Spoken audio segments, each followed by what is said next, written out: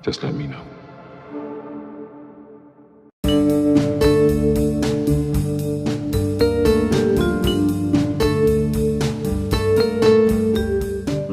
For the past couple of months, a phenomenon known as the Mandela effect has taken the internet by storm.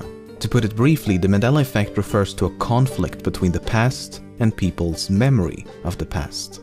The term was coined by self-described paranormal consultant Fiona Broome in late 2009 and refers to a widespread misconception that former South African President Nelson Mandela died in the 1980s while he was incarcerated.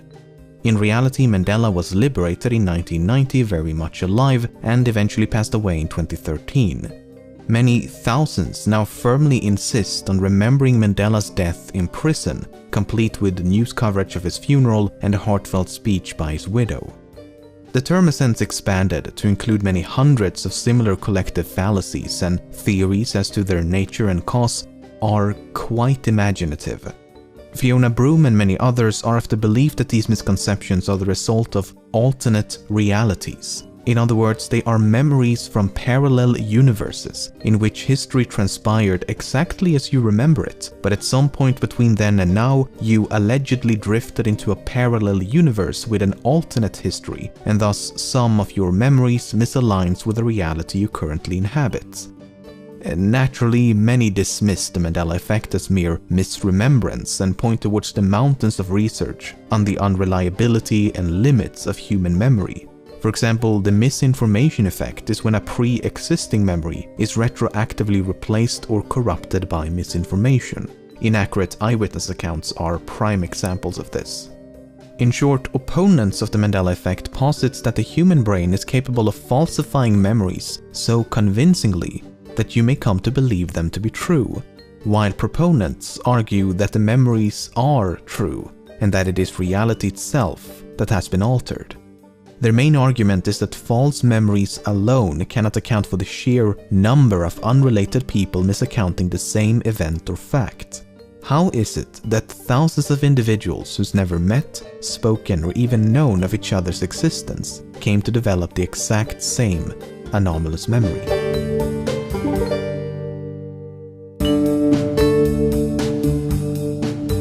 In the 1979 James Bond film Moonraker, there's a short sequence in which the villain named Jaws and his love interest Dolly have a heartfelt moment.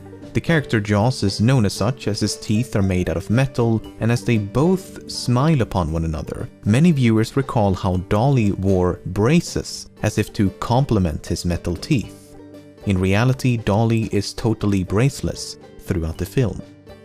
Proponents claim this is a clear example of how history has been altered, either through paranormal means or by retroactive tampering of the movie. Many have since tracked down various articles, comments, videos, etc. that do in fact describe Dolly as having braces, which they claim to be residue from this alternate reality that they remember. For example, a Finnish commercial from 2006 is alluding to this scene, and the actress portraying Dolly is indeed wearing braces. Another example is a website from 2004 that describes Dolly as a short blonde girl with pigtails, glasses, and braces. On the other hand, this could merely be examples of the misconception's extensiveness. After all, this delusion has likely been around for decades, and the author of a Usenet post from 1999 expressed the exact same confusion. I did some digging of my own, and it didn't take long until I found this. It's a review of Moonraker published on the day of the film's theatrical release in the US, and in reference to Jaws and Dolly's relationship, the author writes, "It would be a relationship made in heaven if only she wore braces." So on the day of the movie's release, someone already thought braces would have been idiosyncratic of this character. Is it not more likely that because it would have been fitting for her to wear braces, many came to believe and, by extension, misremember that she actually did? Intruders advancing on command satellite. One of the most frequent examples of the Mandela effect is the Berenstain Bears. It's a children's book and animated TV series popular in the US and features a family of anthropomorphic bears. However, many remember the name as Berenstein and not Berenstain. I also find it to be the most simple to explain. First of all, I actually had to re-record this segment multiple times as I found myself pronouncing it Berenstein even when I should be saying Berenstain, and I've never even heard of the franchise before making this video.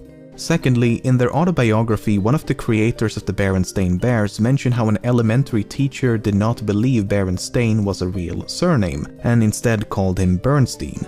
Thirdly, the son of the creators has said that barely anyone pronounced it correctly when he was growing up, and he was most frequently called Berenstein or Bernstein. Fourthly, the cartoons use an ambiguous pronunciation at best. We are the Berenstain Bears, or Berenstain Bears. Lives the Berenstain Bear fam. The Berenstain Bears will find a way. The Berenstain Bears. The Berenstain Bears. Fifthly, surnames with the suffix "stein" are far more common than "stain." Swimming! Mirror, mirror on the wall is a quote commonly associated with the 1937 animated film Snow White and the Seven Dwarfs. Except that is not the correct quote. My queen. Magic mirror on the wall, who is the fairest one of all? This would be strange if it wasn't for the fact that this is an adaptation and the original source material reads "Mirror, mirror on the wall." Nearly everyone seems to have favored the original version, so naturally that is what most will adapt and remember. Mirror, mirror on the wall. Mirror, mirror on the wall. Mirror, mirror on the wall. Mirror, mirror on the wall. Mirror, mirror on the wall. Mirror, mirror on the wall. Mirror, mirror on the wall. Even official Disney material has opted to use the original version, perhaps for the sake of familiarity and preference, or, you know, alternate realities. Besides, Magic Mirror was in turn taken from another cartoon. Magic mirror in my hand, who's the fairest in the land? Many are surprised to learn that C-3PO from Star Wars has one of his legs painted silver. Exactly how much of his leg is painted silver depends on the movie. Knee and lower leg, shin, knee and shin, naked, metallic and all gold. The thing is, his silver leg is never really in focus. It's often just off screen, in the background, too far away, or seen for a split second. When it is in view, the color variance is often barely noticeable. I skimmed through the movies, and in the vast majority of scenes featuring C-3PO, he truly is all gold, as the silver leg can't be seen. When asked about the silver leg, the actor had this to say. He always had silver, and even the stills photographer, John Jay, came up to me one day and said, "Why are you wearing a silver leg today?" Now, he was the stills photographer all the time, and he hadn't noticed. So if a photographer literally taking photos of the C-3PO suit can miss it, I find it difficult to argue that audiences cannot, especially when you factor in the supreme quality of VHS tapes. And this confusion is likely as old as the movies themselves. Here's a Usenet post from 1993 wherein the author tiredly explains that yes, one of C-3PO's legs is indeed silver, indicating that it is frequently overlooked. Then again, I honestly don't remember a silver leg, and it does seem out of place. I guess I'm just dumb enough to place empirical evidence about the fallibility of my own memory. What? A lot of people remember the logo of the company Ford as looking like this. In reality, it looks like this. Proponents of the Mandela effect claim the loop on the F did not exist in the previous reality. To support this claim, we have spooky photographs like this one. It was taken around 1918, and the logo on the far left is mysteriously loopless, while the logo near the center ain't afraid to show them curves. But again, isn't this merely evidence of how common this misconception truly is? The painter of this billboard may have possessed the exact same false memory and thus mispainted the logo. This confusion may stem from the fact that Henry Ford's signature does not contain a loop.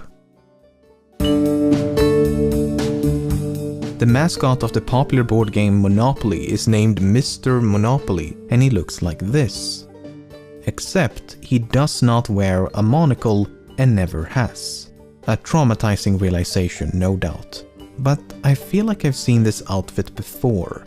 I mean, tuxedo, monocle and top hat is undeniably an original attire, but I can't escape the feeling that once upon a time, people actually dressed like this. Only for an endless series of fictional characters to celebrate and reference this time period. But that's probably just a memory from an alternate reality. And you must be the Monopoly guy. This movie does not exist. Yet many claim to have seen this non-existent movie. It is supposedly titled Shazam, stars stand-up comedian Sinbad who plays a genie, and it was released in the 1990s. But no trace of this movie has been uncovered, and Sinbad himself has repeatedly stated he never played a genie in a movie. He did, however, host a movie marathon on the TV channel TNT in 1994, in which he dressed up as a pirate that could be easily confused for that of a genie. Another potential source of this misconception is the 1996 movie Shazam, starring Shaquille O'Neal as a genie. In 1997, both O'Neal and Sinbad starred in the movie Good Burger, which could have aided in this potential mix-up. Furthermore, the VHS tape for Shazam features a preview of the Sinbad movie First Kid, much like the VHS tape for First Kid features a preview of Shazam. So there were plenty of opportunities to conflate the two, though many still claim to remember both Shazam and Shazam as being separate movies. Then there's the fact that Sinbad has starred in a bunch of movies and TV shows in which he wears clothes that could be confused for that of a genie. Between 1993 and 1994 he had a short-lived series called The Sinbad Show, where he dressed in a range of genie-esque outfits, and in 1996 he guest starred on a show called All That, looking like this. Then there's the animated show Shazam, that's also about a magical genie. Not to mention that the name Sinbad is strongly associated with genies thanks to the story of Sinbad the Sailor and its numerous adaptations. Lastly, and perhaps most importantly, people have misread the title of the movie Shazam as Shazam from the moment of its release. I'd like to remake the movie Shazam with Shaquille O'Neal where he plays a genie, and I'd like to get it right.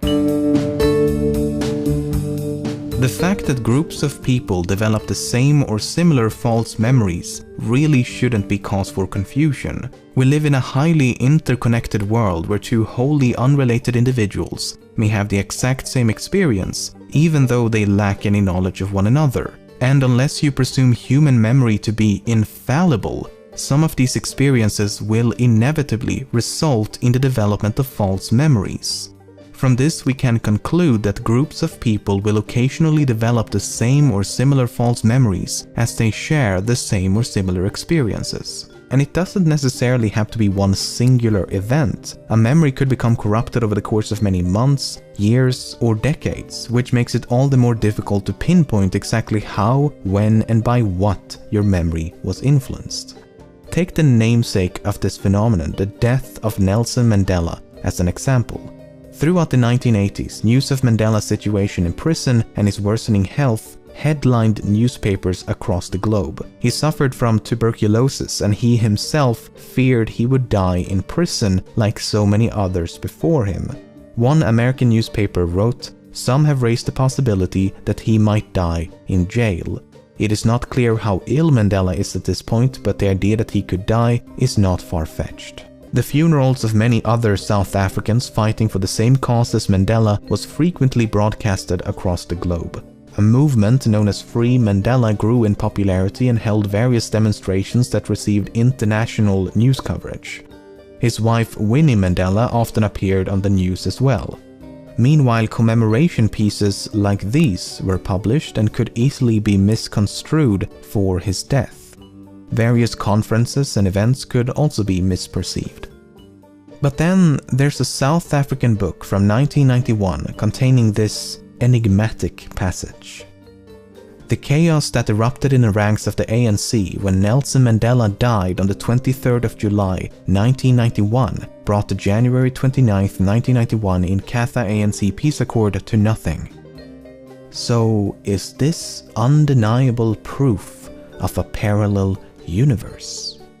Not really. The book is merely a collection of poetry and fictional stories written by high school students as part of various assignments. Not exactly an historical account.